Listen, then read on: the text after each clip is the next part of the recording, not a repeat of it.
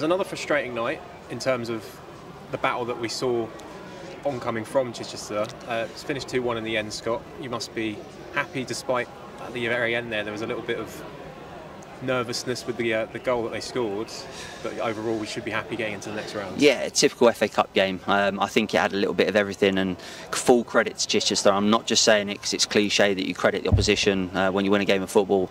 They're unbelievably good people. We had a really good conversation after the game Saturday, really good conversation tonight, and I think that the way that they play takes real guts and courage, and they keep doing it, and they're really good at it. So I expect them to do really well in their league this year. I know they've come up from step 4 to 3, but they've got some exceptionally good players. We obviously wish them all the best, and they made it 2 really tough games. 2 tough games that I really enjoyed. I thought the tactical battle was quite good, where our press, I thought, in the first half was exceptional, and I think that's obviously played into our hands a little bit, because that's one of the things that we're really good at. So yeah, overall delighted to get through.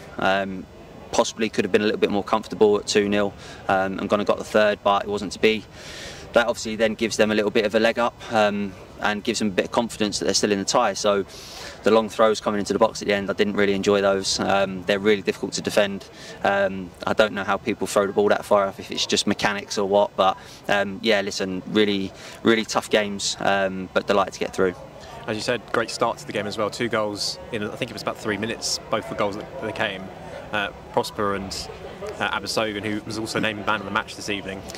He had quite a few other chances as well, could have potentially had a few more. What did you make of his performance this evening? Yeah, it's really interesting, and I'm always honest with Gary. I thought Saturday he was pretty disappointing, and he actually said that to me himself after the game. But we believe in Gary, and I said that to him yesterday when I named the team. Go and put it right tonight and give us a good performance, and I thought he certainly did that. I think the frustrating part for him will be that he's probably not gone away with a hat-trick. He's obviously got 1 goal, but it would have been brilliant if he could have got a couple more, just give him that sort of boost of confidence even more so. But yeah, listen, these games are never easy, and we know that obviously in the next round with Chatham, which you'll allude to in a minute, it's going to be extremely tough yet again. But just almost a sense of relief that we've got through so many upsets over the course of the last few days. We didn't want to be one of them, and thankfully we're not.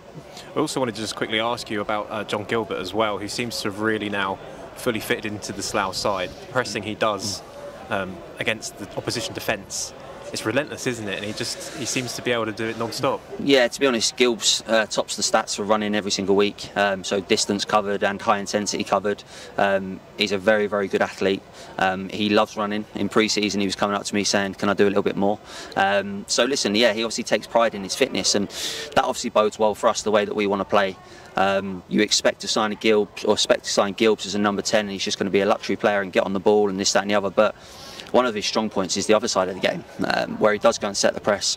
He works ever so hard. He's a massive team player, and I'm really enjoying having him at the club as part of the team, and he's a joy to manage. So yeah, no, it's full credit to Gills. He's definitely bought into the way that we want to play. Just to quickly touch on a couple of other players as well. We saw Sam Evans start his first game of the season, as well as a debut for Reece Mather as well. He came off the bench towards the end. Happy with them minutes as well? Yeah, obviously delighted to get Sam back. Would have been nice if he could have capped it with a goal. I think he had sort of half an opportunity to get through in the second half, where I'm expecting him to hopefully get a touch and a quick shot away. But Sam's going to be obviously a slow burner. He's missed the last 5 or 6 weeks maybe. So yeah, listen, he'll get up to speed and he'll be a real handful for us.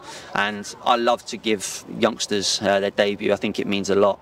Whatever level you're at, we've all had our debut at some point, and it'll mean the world to Reece tonight.